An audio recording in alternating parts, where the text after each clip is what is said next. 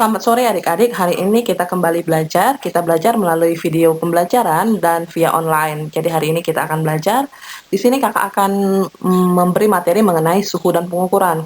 Seingat kakak ini sudah pernah catatan, tapi nggak ada salahnya mengulangi catatan karena ada beberapa yang kemarin yang tidak mau mencatat ya. Nah, kita mulai dari suhu dan pengukuran.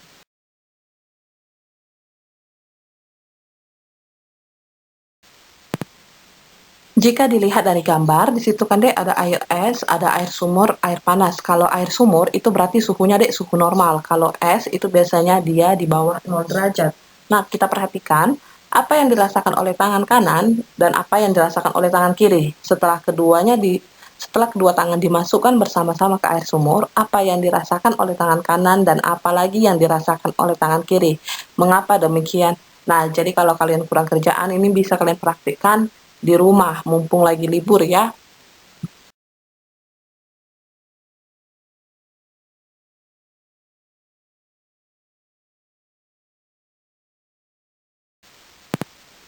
Pengertian suhu, suhu itu adalah tingkat atau derajat panas suatu benda disebut sebagai suhu. Nah, di sini bisa kita koreksi lagi deh ya. Pengertian suhu itu adalah tingkat atau derajat panas atau dinginnya suatu benda. Alat ukur suhu adalah termometer. Yang ketiga, tingkat panas atau dinginnya suatu benda dinyatakan dalam satuan derajat. Nah, jadi deh selain sudut, derajat juga bisa dipakai untuk menyatakan suhu suatu benda. Bisa ya dek ya?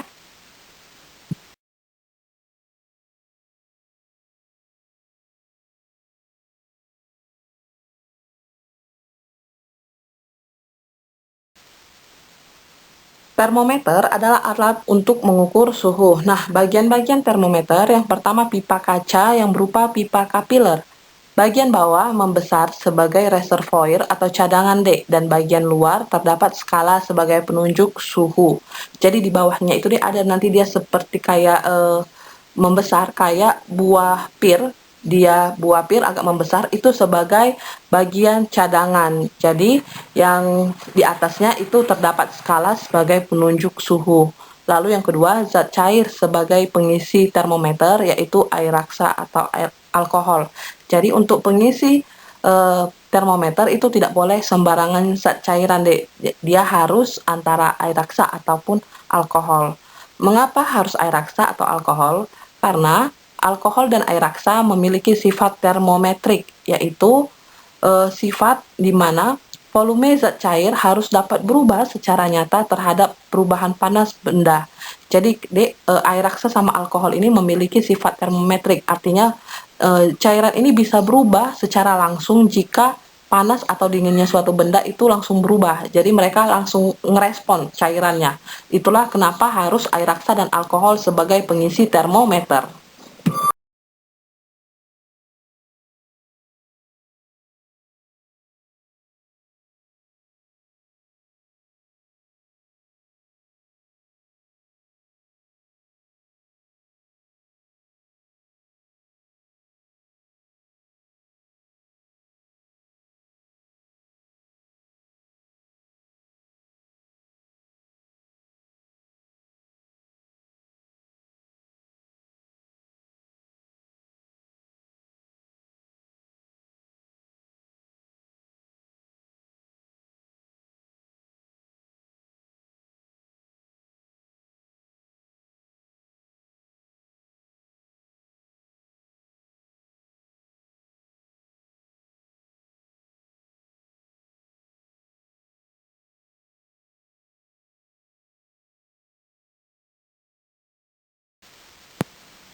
Nah, di sini dijelaskan lagi, mengapa harus air raksa dan alkohol? Yang pertama, sifat termometrik harus dimiliki zat cair pengisi termometer, yaitu volume zat cair harus dapat berubah secara nyata terhadap perubahan panas benda atau saat benda menerima atau melepas kalor.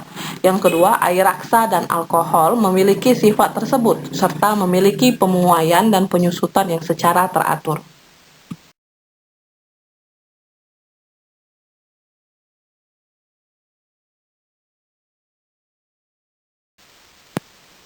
Kelebihan dan kekurangan air raksa dan alkohol sebagai pengisi termometer. Jadi di sini dia ada kelebihan dan kekurangannya.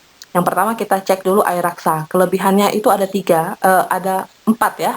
Yang pertama pemuaiannya teratur. Yang kedua warnanya mengkilat, mudah dilihat dan dibaca. Yang ketiga titik didihnya tinggi yaitu 357 derajat Celcius. Yang keempat tidak membasahi dinding kaca. Tetapi kekurangannya harganya relatif mahal, jadi ini agak susah dijangkau karena dia harganya mahal. Yang keempat, titik bekunya tinggi sehingga tidak dapat mengukur benda yang suhu bendanya sangat rendah. Lalu yang kedua, alkohol. Kelebihannya itu ada 3. Pemuaiannya juga teratur, harganya murah, titik bekunya sangat rendah sehingga bisa digunakan untuk mengukur suhu benda yang sangat rendah. Nah, kekurangannya, alkohol susah dibaca atau dilihat karena dia tidak berwarna, jadi alkohol itu warnanya bening. Lalu yang ketiga, titik didihnya rendah sehingga tidak mampu mengukur suhu benda yang tinggi. Lalu yang terakhir, dia membasahi dinding kaca. Jadi kalau kalian lihat termometer, kalau dia cairannya warna putih, itu biasanya termometer yang pengisinya adalah alkohol. Tapi kalau dia air raksa itu biasanya warna pengisinya itu warna merah. Nah, jadi itu bisa kalian bedakan pengisi termometernya mana air raksa dan juga alkohol.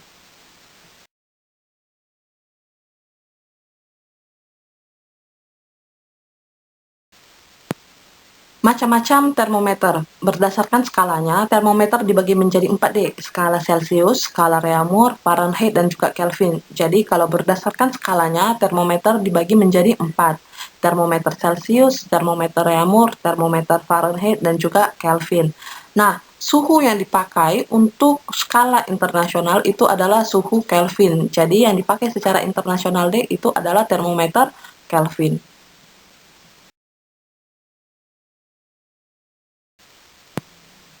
Berdasarkan penggunaannya, termometer dibagi menjadi beberapa. Yang pertama termometer badan, yang kedua termometer maksimum minimum, yang ketiga termometer industri, dan yang keempat pirometer. Nah, di sini berdasarkan penggunaannya ada 4. Yang pertama termometer badan, yang kedua termometer maksimum minimum, yang ketiga termometer industri, dan juga terakhir termometer pirometer.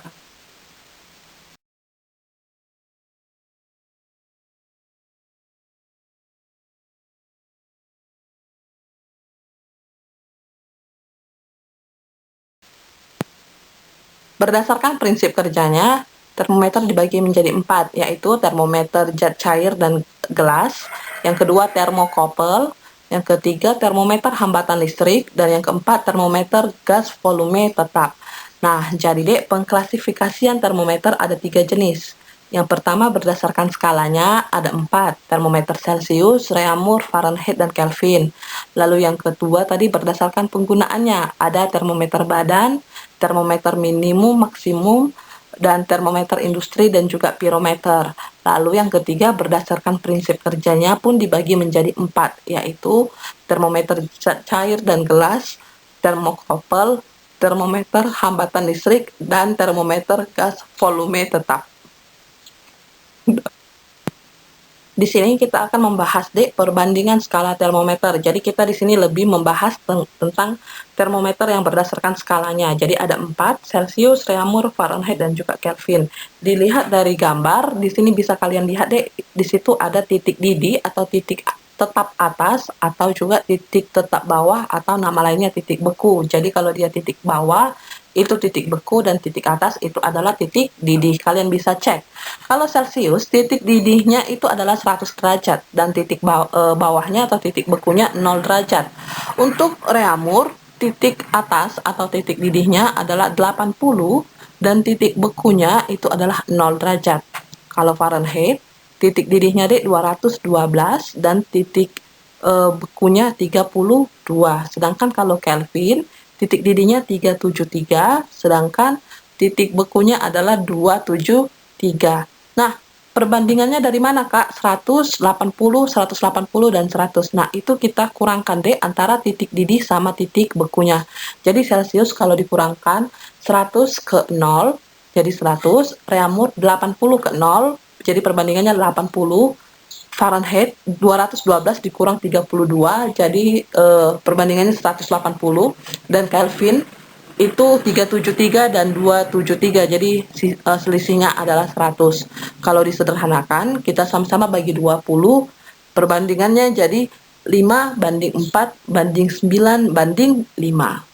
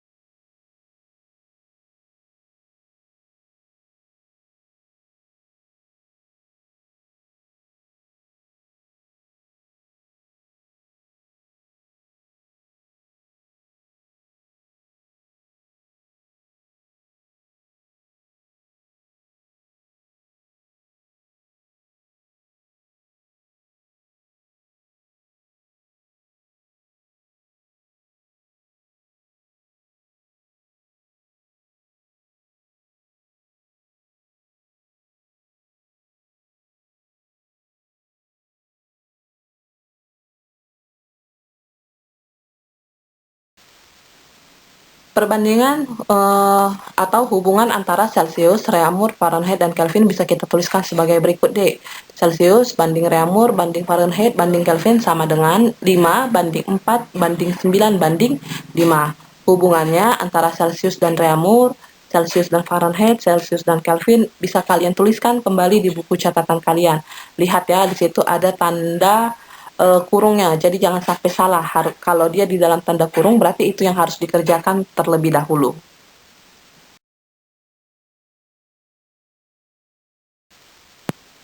Contoh soal, suatu benda memiliki suhu 100 derajat Celcius, yang ditanyakan, Dek, berapa Fahrenheit. Nah, penyelesaiannya di sini yang ditanya adalah berapa Fahrenheit-nya. Jadi yang ditanya adalah berapa Fahrenheit jika suhunya adalah 100 derajat Celcius. Maka kita buat, Dek, 100 derajat Celcius sama dengan 9/5 dikali dengan 100 ditambah dengan 32. Maka 9/5 dikali 100 baru lalu hasilnya ditambah dengan 32. Maka 180 ditambah dengan 32 sama dengan 212 derajat Fahrenheit.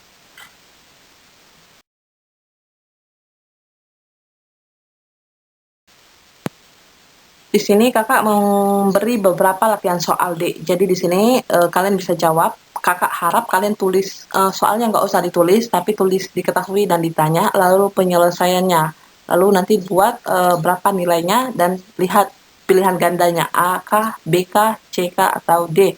Di sini ada 7 soal. Jadi nggak usah soalnya ditulis, tapi langsung diketahui dan ditanya.